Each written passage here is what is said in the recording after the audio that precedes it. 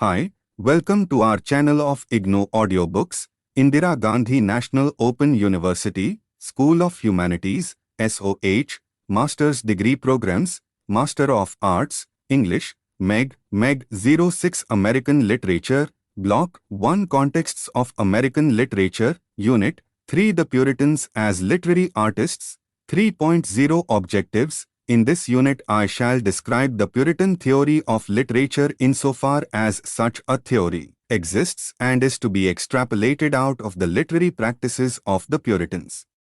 In the analysis of the literary practices of the Puritans, you must pay special attention to the choice of literary style and literary genres. An attempt will be made to demonstrate how the literature of the Puritans, some of it at least, effectively distances itself from, if not actually destabilizes, Puritan ideology. 3.1 Introduction, Puritan Theory of Literature. The tenets of Puritan faith hindered any clear formulation of general literary theory, therefore the Puritans rarely expressed themselves cohesively and coherently as a group in their appreciation of literature. Nevertheless, they have individually left on record a substantial number of short comments on the art of writing as well as a few long essays. In each instance the comments are somehow concerned with the question, how can prose or verse be made serviceable to the preacher, historian or pedagogue? Usually, the answers are related to the fulfillment of some far-reaching end. The motive behind Puritan authorship was inevitably utilitarian. The writer might chronicle the story of his age, narrate the lives of famous personages, arraign unwelcome schools of thought, discourse upon human duties or compose hymn praises to God, but the end he intended was never merely an enjoyment of belles letters or of literature for its own sake. This is not to say that the writer was always devoid of literary sensibility.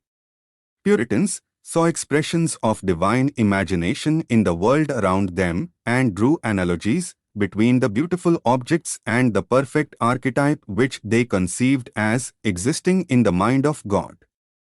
Beauty was supposedly the order and harmony which God established, and literature useful only insofar as the perusal of it might shape human spirit to a better understanding of the divine metaphysic. Literature, thus, did not deserve more than incidental attention in the Puritan arrangement of things. 3. To the literary style of the Puritans. The literature of the Puritans was meant not to be self-foregrounding or self-glorificatory. Even before New England was founded, the Puritans had advocated a literary style that was simple, lucid and controlled, fit to satisfy the intellect, not excite the passions, to instruct, not to titillate. Painful Perkins, Fellow of Christ College, Cambridge, was a Puritan whose evangelical fervor made him one of the most influential leaders of New England thoughts.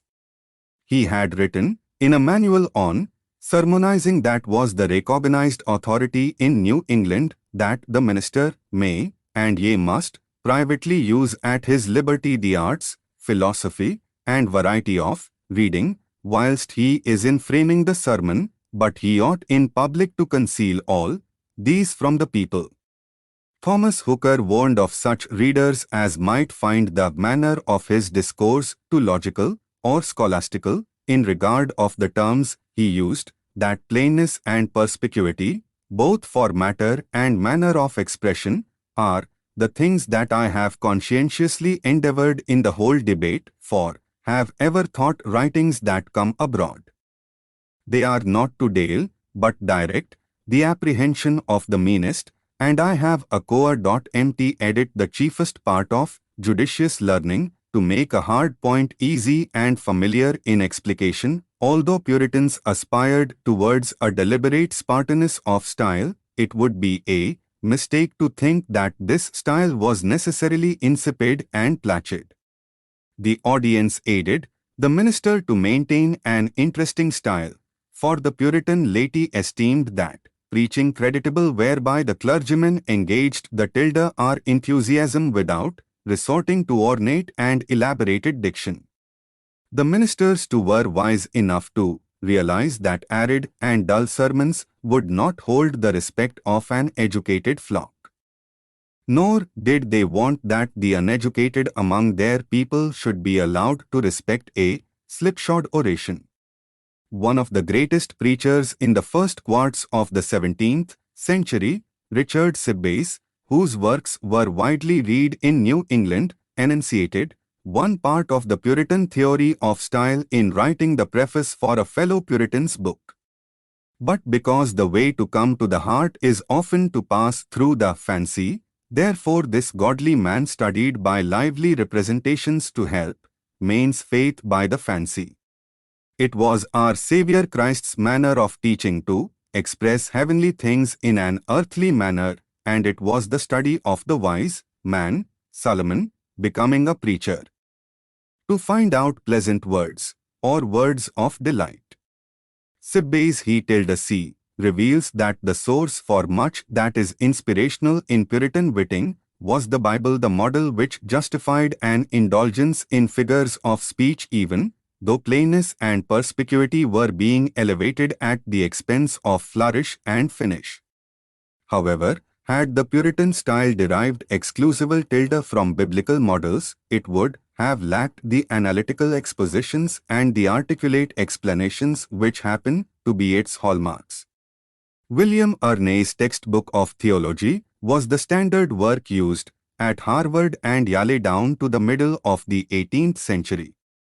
Ames defended the non-ostentatious style of the Puritan preachers, and his example influenced almost every sermon delivered in New England. The dryness of the style and harshness of some words will be much blamed by the same persons as those who object to the cause and effect framework. But I do prefer to exercise myself in that heresies, that when it is my purpose to teach, I think I should not say that into words which may be said in one, and that key is to be chosen which doth open best, although it be of wood, if there be not a golden key of the same efficacy.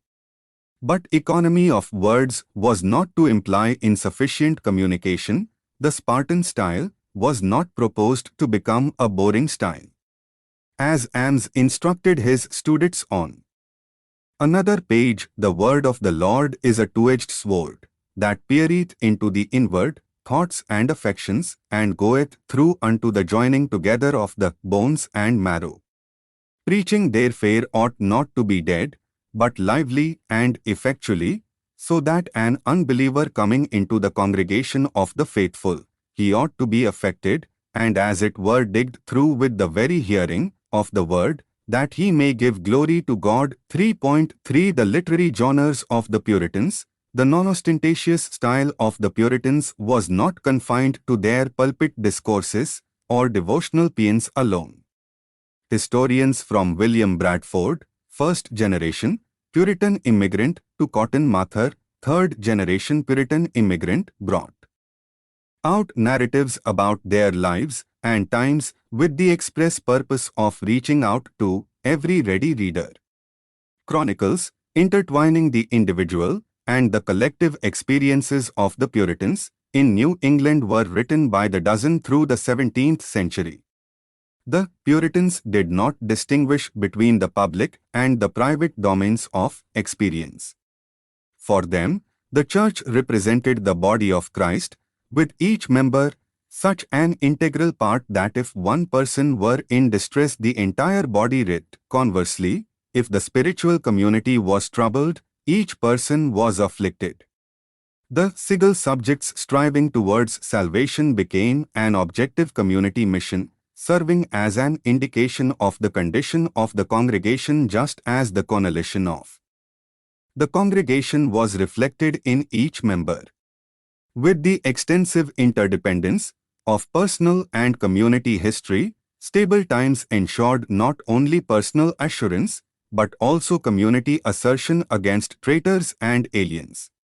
But unstable times engendered community as well as personal self-castigation, in days of darkness the flock would delve into the depths of their souls to understand the source of God's anger and explain their plight through harsh scrutinies of each other's spiritual lapses. Once even a single sinner entered the holy order, the order remained in danger of disintegration.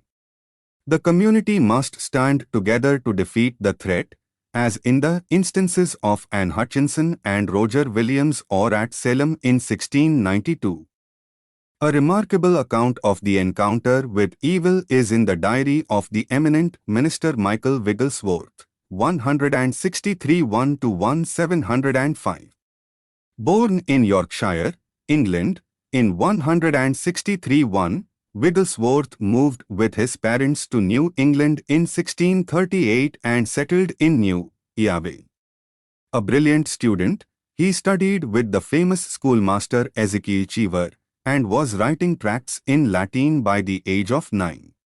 After an interruption in his education consequent upon his father's 5-year illness, he went to Harvard, where he studied theology as well as physiology, finished first in his class, obtained an AB and an AM, and remained as a tutor until 1654.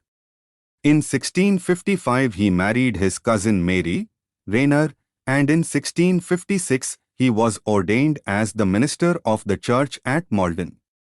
Then he entered an excruciating period of painful illness that so weakened him that he could not perform his clerical chores. In 1659, when Mary died, Wigglesworth's debilitation deepened.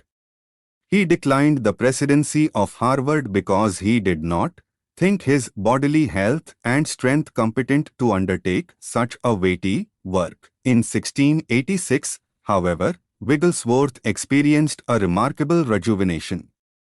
He resumed his duties in Malden, but shocked the community by marrying his housekeeper, Martha Mudge, who was 25 years younger than he and not a member of his church. But as the marriage endured and reared 6 children, Wigglesworth ultimately regained the respect of his congregation and of the Greater Puritan Association. Wigglesworth was married a 3rd time, following Martha III's death, to Sybil Avery in 169 when he was 60. Wigglesworth's diary for the years 1653 and 1657 documents his youthful fears of damnation brought on by nocturnal emissions, sexual desire and masturbation, and his guilt feelings over his anger toward his father, especially about his inability to feel sorrow over his father's death. Wigglesworth's diary is filled with the kind of statements that have given the Puritans a reputation for obsessive gloom. Innumerable evils compass me about, and prevail against me, wherefore I am afraid, and ashamed, and unable to see God still loving me with an everlasting love. I find so much of my spirit to go out unto the creative, unto me earth, that there is little savour of God left in my soul. His accounts of his interactions with his students suggest that mirth was probably fairly rare in Wigglesworth's life.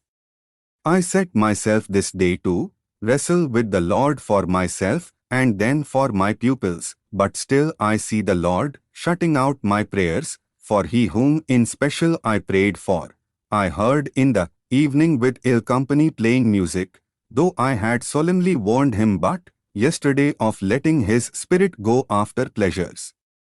The lamentations of Puritan diaries sometimes appear forced and formulaic, but the specificity of Wigglesworth's, sorrowing to quote M.A. Eliot, gives convincing evidence of mental anguish. The autobiography of Increase Mather is more objective than the Wigglesworth diary, but it too makes clear that even those who had the strongest reasons to expect sanctification experienced periodic incertitude throughout life. Often called the foremost American Puritan, Increase was the son of the first-generation minister Richard Mather. He graduated from Harvard in 1656, completed a master's degree at Trinity College, Dublin, married the daughter of John Cotton, and was pastor of Old North Church, Boston, for almost 60 years. A prolific author, he published over 100 works, including histories, sermons, tracts, treatises, and a biography of his father. The most eminent minister in New England from about 1670 to the early 1700s, Mather socialized with the highest government officials and the wealthiest merchants. From 1685 to 171, he served as president of Harvard, which he served through severe legal and financial crisis. In 1688, he was chosen for a mission to England, entreated James II to restore the charter, and when William and Mary became the new sovereigns in 1689, Mather negotiated a new charter with them, although he probably obtained as much for Massachusetts as was possible in that context. Some criticized him for yielding too much and for using his political position to help his friends, especially his nominee for governor, Sir William Phelps. After Phelps' mediocre administration, Mather became embroiled in nasty political battles and suffered a decline of influence until his death in 1723. Over the course of his life, Mather kept a diary, but in 1685 he decided to compose a formal autobiography from his many diary volumes. Writing for his children with no intention of publishing, he declared his purpose was to show them how his faith had been sustained through trials and tribulations. One of the most interesting features of this work is the way in which the idea of God's covenant with an individual developed, at least in Mather's mind, to a two-sided agreement in which God had certain obligations. At a low point in his youth, when he was awaiting both his temporal calling to his ministry and his eternal calling to grace, he wrote that the Lord broke in upon my conscience with very terrible convictions and awakenings. I was in the extremity of anguish and horror in my soul. Unable to bear the torture, Mather actually dared to threaten God that if he should not answer me graciously, others after my decease, that should see the papers which I had written, which I kept, as remembrances of my talking before God would be discouraged. Dilemmas, such as are expressed peripherally in the histories of Mather and Wigglesworth, are central to the poetry of the Puritans. The term Puritan poetry itself is somewhat of an oxymoron. In England, during the 16th century, Puritan radicals had warned that the senses were unreliable, that appeals to the imagination were dangerous, and that the use of imagistic, figurative, or symbolic language bordered upon idolatry. Reasoning that God had inscribed all the truth that humanity needed in the scriptures, they held that plain and direct discussion of His word was the only truly legitimate and temperate mode of verbal expression.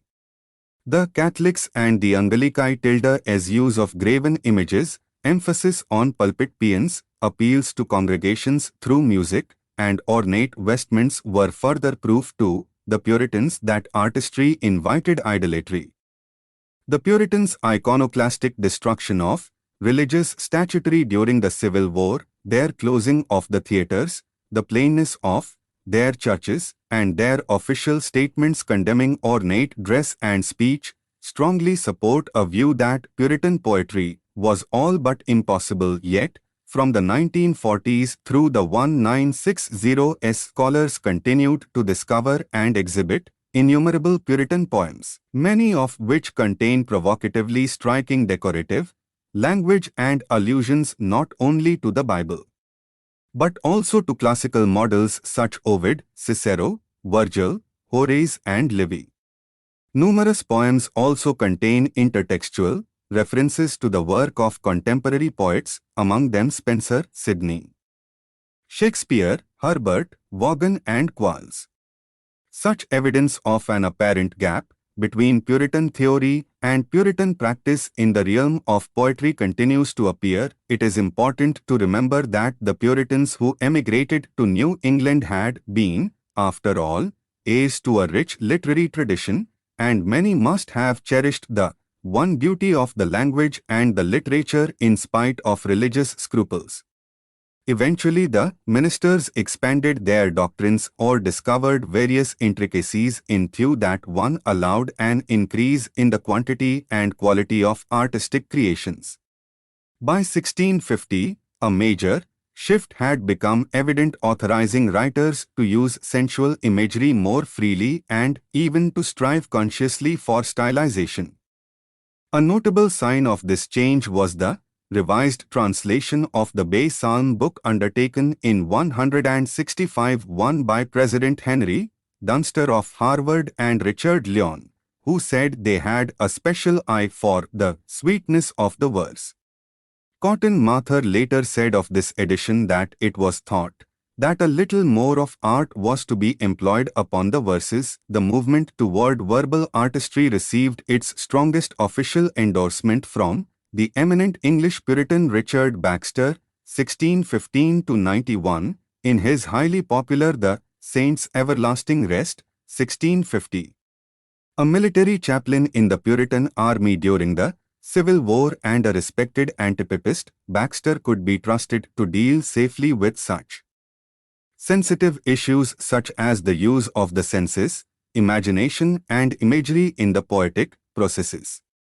Intended primarily as a handbook for tracking the stages of the saint's spiritual journey, Baxter's work also had important implications for legitimizing literary invention because he endorsed appeals to the imagination.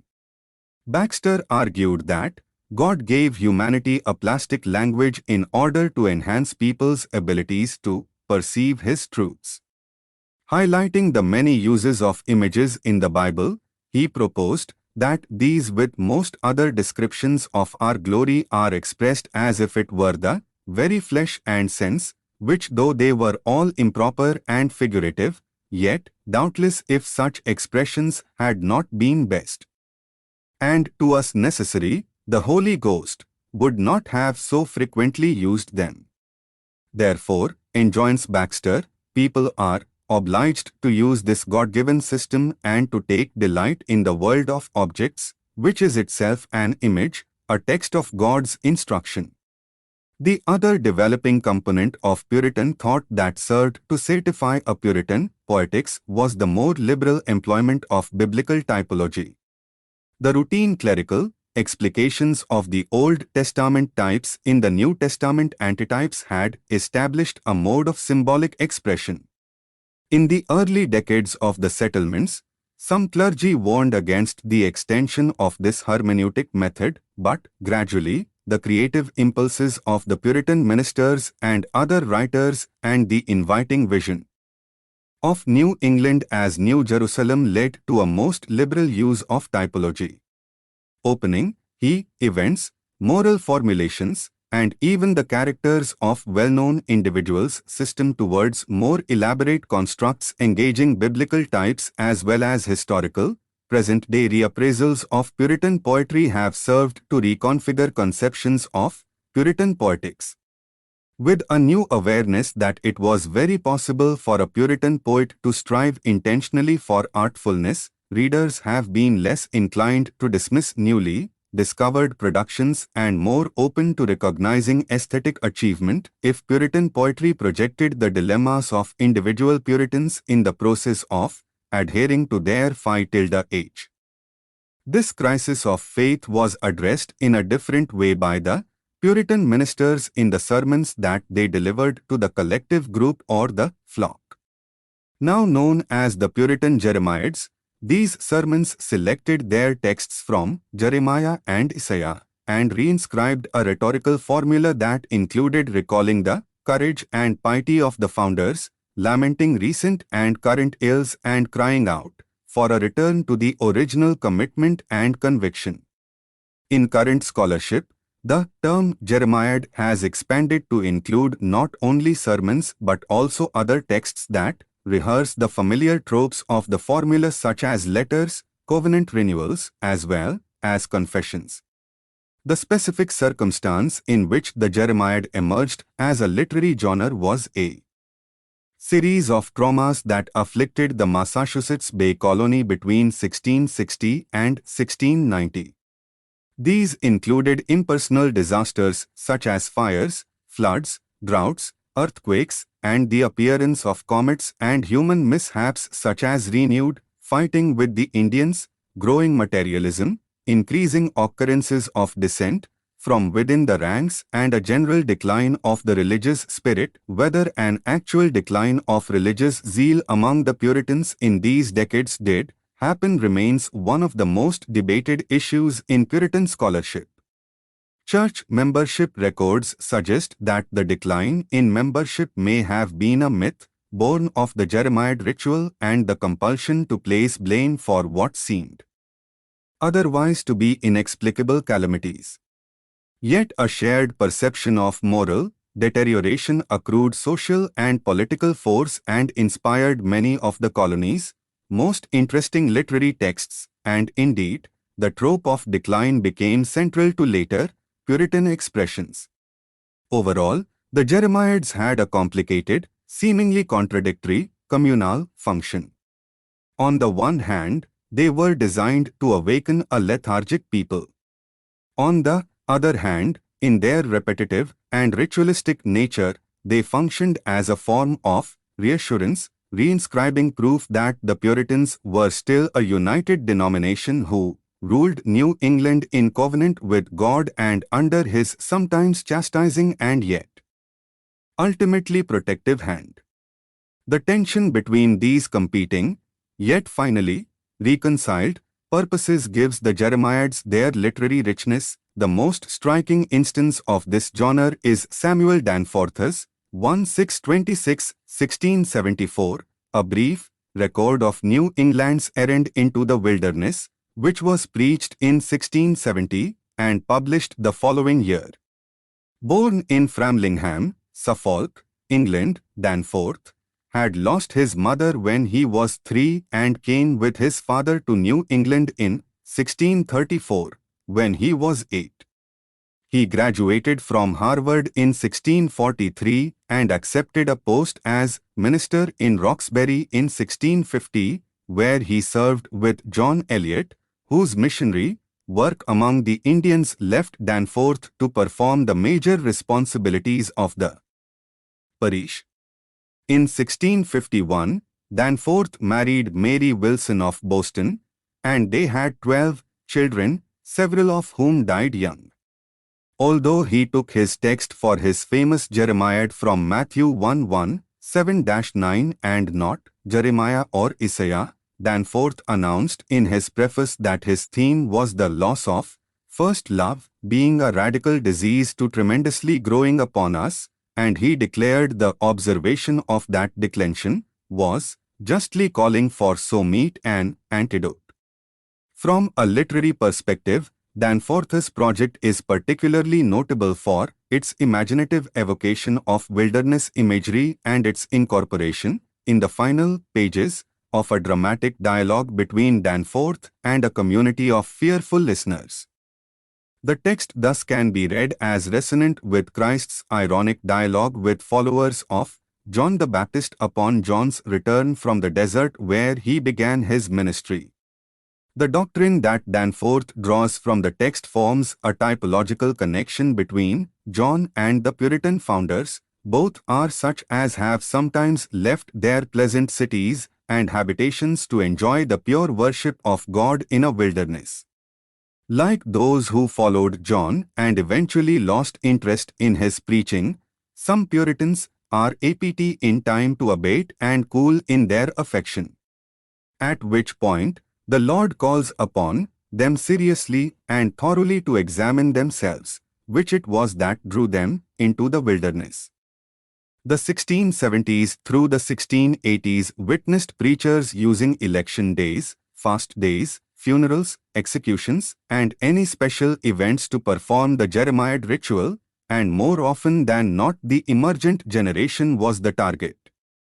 Lencre's Blather proved masterful in his exploitation of the genre, and with 4 such sermons each, he and his son Cotton preached more election sermons than any other ministers. In addition to his classic Day of Trouble is Near, 1674, increases Jeremiads included a renewal tilde f covenant the great duty incumbent on decaying and distressed churches, 1677, pray for the rising generation, 1678, and a call from heaven to the present and succeeding generations, 1679. A few other titles of famous Jeremiads convey a sense of the consistency of theme. William Adams' The Necessity of Dot Pouring Out of the Spirit from on high upon a sinning apostatizing people, 1679. Samuel Hooker's Righteousness Regained from Heaven, 1677. Yunnan Oaks New England Pleaded With, 1673. Thomas Shepard Jr.'s I Salve, or a Watchword to Take Heed of Apostasy, 1673. Jonathan Mitchell's Nehemiah on the Wall in Troubled Times, 1671, and Thomas Wally's Balm in Gilead to Heal Zion's Wounds, 1669. Whether the clergy continued to preach Jeremiads after the 1680s is not certain, but certain it is that fewer such sermons were printed in the 18th century. Ilne. Sermons that were published were on the whole more encouraging and cheerful, less engrossed by the fall of moral standards and thus not quite quintessentially Puritan.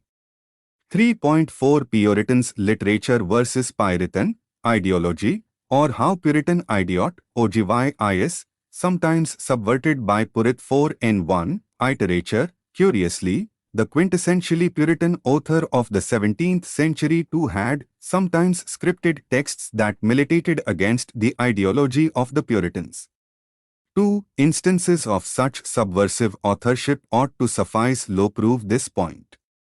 Anne Bradstreet, born in Northampton, England, was the daughter of Thomas Dudley, steward of the leaned Puritan, the Earl of Lincoln. Brought up in aristocratic surroundings, she was given an education unusual for women at the period and enjoyed the resources of the Earl of Lincoln's magnificent library at Sempringham Castle.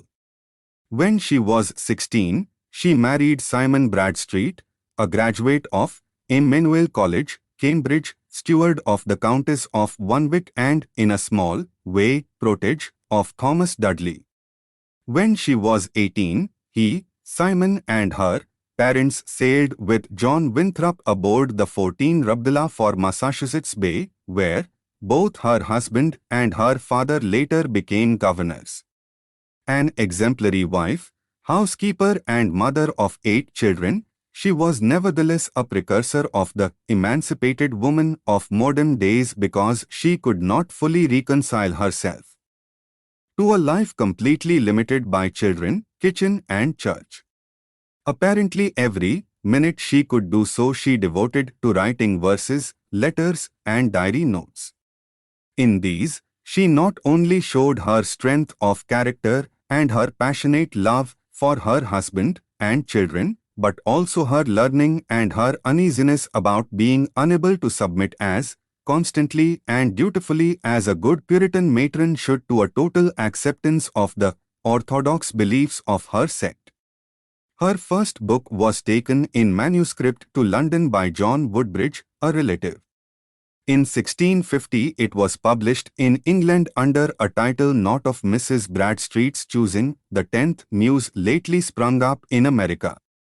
Or several poems, compiled with great variety of wit and learning, full of delight. By a gentlewoman in those parts, the poems were attempts to verify not only her moral and religious sentiments but also contemporary scientific ideas, and they reflected the psychology, physiology, physics, natural sciences, and the correspondences of the Renaissance. Published as quaternions, the poems included the 4 elements, the 4 ages of man, the 4 humors in man's constitution, the 4 seasons of the year, and the 4 monarchies.